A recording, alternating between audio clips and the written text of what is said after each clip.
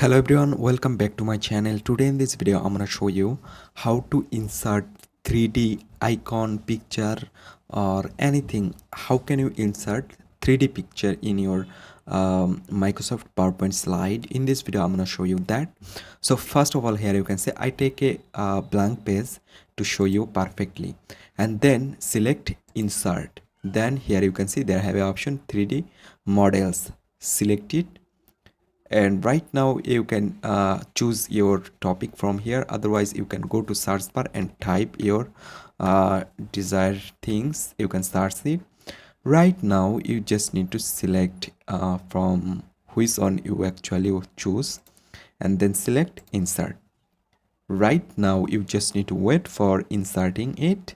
It's obviously 3D. You can see everything. Right now you can see. I just make it bigger size. Well, right now you can see everything, every side by side you can watch from here. So in this way you can add 3D picture, image or sticker, anything you can insert 3D.